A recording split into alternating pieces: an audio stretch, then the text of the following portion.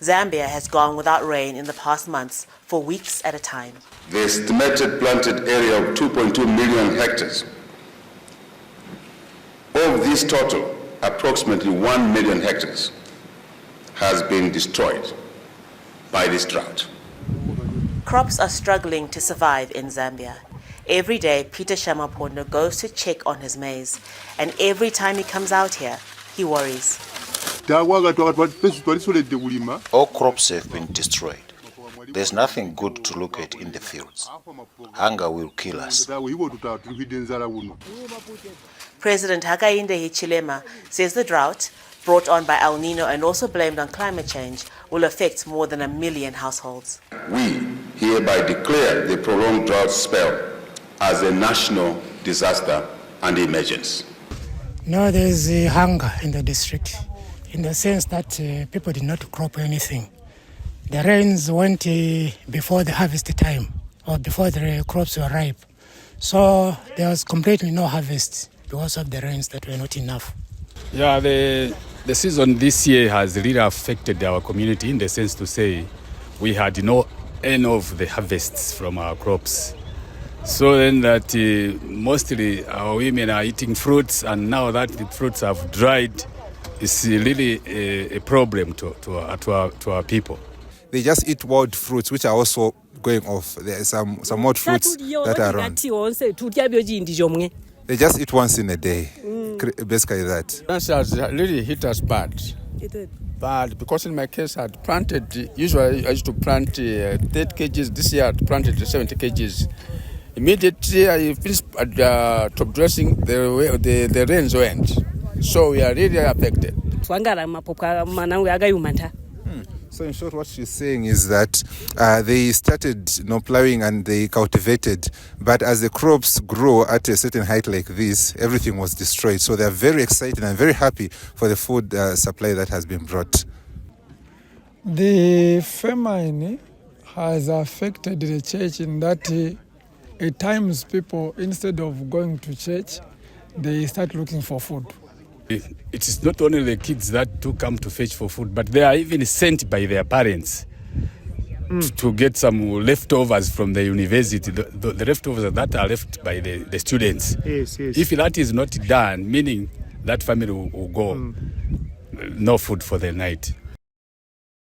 Truly I tell you, whatever you did for one of the least of these brothers and sisters of mine, you did for me. Matthew 25, verse 40. And I will reward you for what you have done. Proverbs 19, verse 17. You will be blessed. Proverbs 22, verse 9. This is a heartfelt message of gratitude to the SDA Village Church in Berrien Springs for their generous support. Your contributions have provided vital aid to those in need during a time of drought and famine in Zambia. Because of your open and willing hands, families could smile again and children were fed. On July the 10th, trucks pulled in behind the Rusangu conference in Zambia, delivering 30 tons of grain. A few hours later, another 30 tons were offloaded at the Muzuku SDA Church, approximately 22 miles from the Rusangu conference. The third distribution took place at the Mukuyu Mission Station at Johann Meiberg School, where 16 tons of sorghum were distributed. In total, 76 tons of sorghum were provided. The Abundant Life team, led by Pastor Heino Tolaga and Hein Havenga, travelled from Dundee, South Africa, on a 3-day journey to oversee the food distribution. On Friday, July 12th, we arrived at our destination in Rusangu and attended the Rusangu University SDA Church on Sabbath. We were warmly welcomed by Ernest Siamaundi and his wife, Chuma.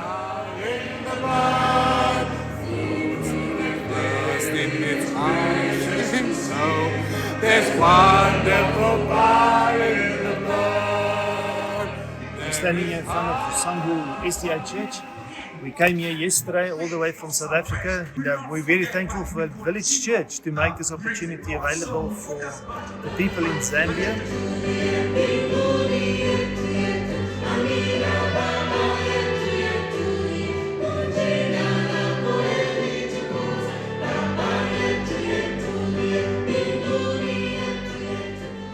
was a blessed Sabbath, coinciding with a communion service, and we felt the warmth and hospitality of the university chaplain. Abundant Life, together in conjunction with Adventist Frontier Missions, they are here to worship with us today, but not only that, they are here for a mission which will be carried out tomorrow.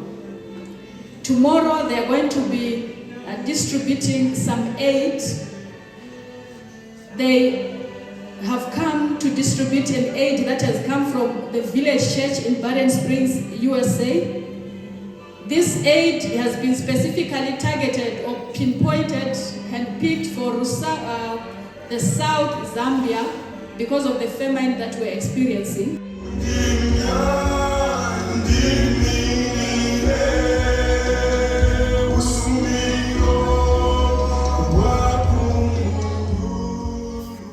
After church, we toured the university and visited the original mission station founded by W.H. Anderson. Today, this mission remains a strong and bright light in the Zambian community, with 626,485 members in a population of 8,754,029. 1 in 14 people are SDA members, thanks to the dedication of one missionary. One remarkable aspect we learned was the way church members tithe. Despite the drought and famine, they still bring 1/10 of their crops, cattle, sheep, goats, and chickens to the storehouse. The conference sells these offerings, demonstrating their dedication to God's work and hastening His return. We have in the crow here as tithe and offering cattle. So traditionally what they do is that they would get a road, and then they would put the road in front of the gate. And they will let the animals come through, and the 10th animal to pass belongs to God. It doesn't matter whether you love the bull, you love the cow, it belongs to God. And what it does is that you are now bringing God into partnership with what you're doing. You're saying, God, I want you to be part and parcel of what I'm doing. And God comes and blesses you. There's so many stories about people, how successful they have been because they've gotten into partnership with God. We collaborated with 2 incredible individuals, Brother Ernest and Pastor Ian Chinya.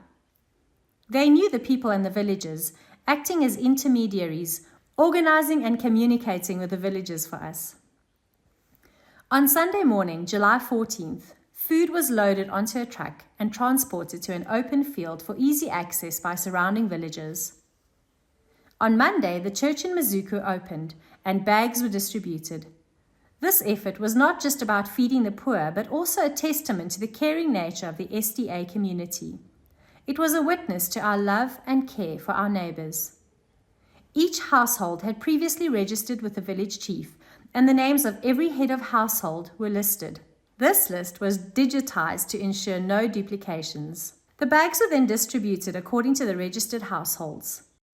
Was the famine real? The crops are dry. The planting season, as we may know, Chabota begins from somewhere December to March. Personally, I have a small land here where we planted maize. That maize never materialized. Just in the first 2 weeks, we had even put fertilizer. It never got anywhere further than my knees. It got dry completely. She says it has really caused a lot of problems since there is nothing totally. They started plowing and they cultivated, but as the crops grow at a certain height like this, everything was destroyed. So they're very excited and very happy for the food supply that has been brought. Were people truly suffering? It's very, very, very, very sad and very pitiful because some people that I talked to the very day that we received the grain, they told me they didn't have a meal the previous day. Yes, but we encouraged them to wait because they were going to be given the food today. No, there's a hunger in the district in the sense that people did not crop anything. The rains went before the harvest time or before the crops were ripe. So there was completely no harvest because of the rains that were not enough. Yeah, the season this year has really affected our community in the sense to say we had no end of the harvests from our crops. So then that mostly our women are eating fruits, and now that the fruits have dried, it's really a problem to our people. Through gardening, and from that small gardening, she's now able to buy a bit of meal.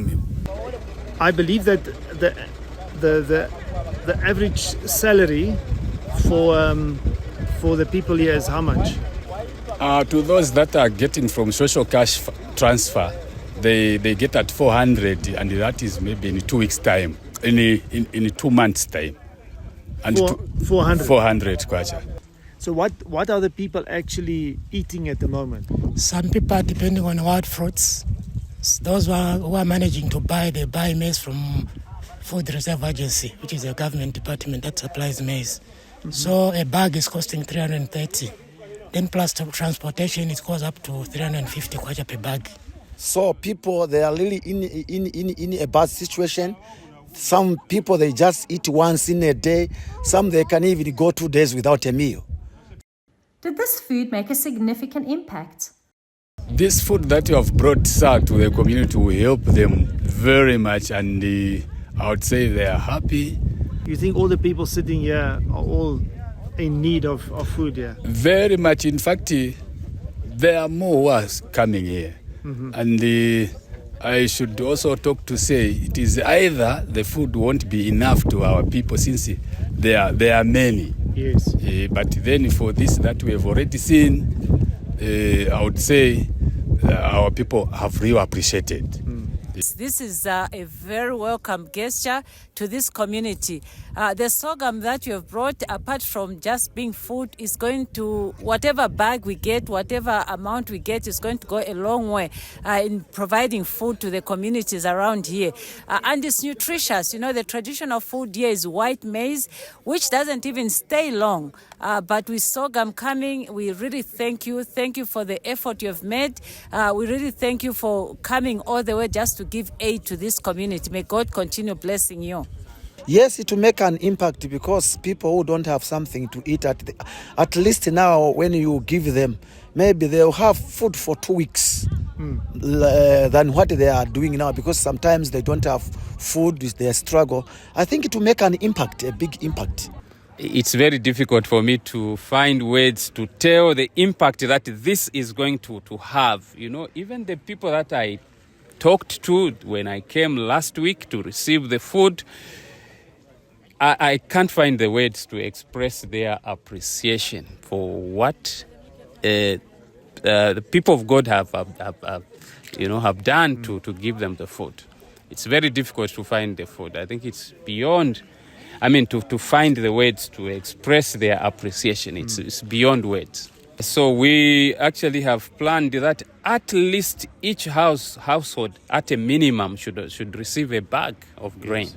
A bag of grain. So this is going to make a huge difference, because here people are living in a way that at times they don't know what tomorrow brings. Yes. So they are living by faith. Yes, and they are glad to use their little energy, their remaining energy, to carry the food because of the motivation that they are going to have food. Each bag had a name on it. Villagers were told to gather at 10 a.m. After a sermon of thanks and gratitude, the headmen of each village received their lists, and the bags were handed over. Praise the Lord, praise the Lord, let the people rejoice. And you thought of bringing food in this time of drought. Because of that, we want to thank you very much indeed. So, in a nutshell, we'd like to thank the donors for this food that has come to us. Even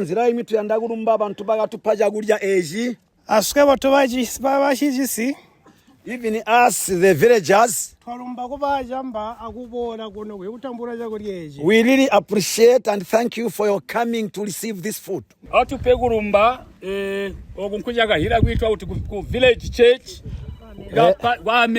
The most important thing, we can't forget to thank which this food is coming from the village church in America. This is the day we have been waiting for. Now, Pastor Haino told me that the people that donated this grain that we are going to share today.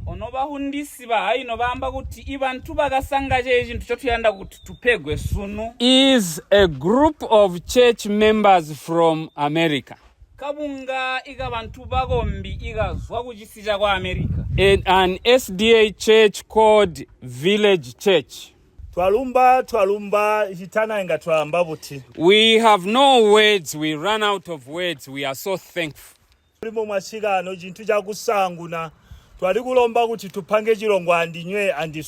We are hoping that this is the beginning of a friendship that will last for a long time. We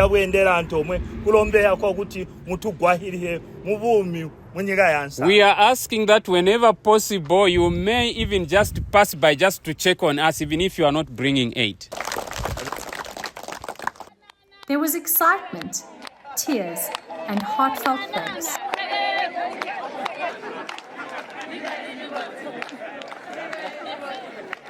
People came with bicycles, wheelbarrows, carrying the bags on their heads, or using old cars and ox carts. While some had forgotten to register for distribution, others willingly shared their food with them. What stood out was the patience of the people. Everyone waited their turn. As names were called, they came to collect their bags. They helped each other carry, load, and even share their bags. It was a few great days, reminiscent of the days of Joseph distributing food during a famine. We prayed that this food will multiply like the 5 loaves and 2 fishes and the flour of the woman in Zarephath. With the beauty of Zambia and its nature, the friendly people and their hospitality, we want to thank the Village Church for their generosity. Thank you for making a lasting impact on the lives of people in Zambia. God of might bless you abundantly. Our prayer is that you must do it again because we don't know where we are going, what is coming. There will always be poor people in our land. Deuteronomy 15 verse 11.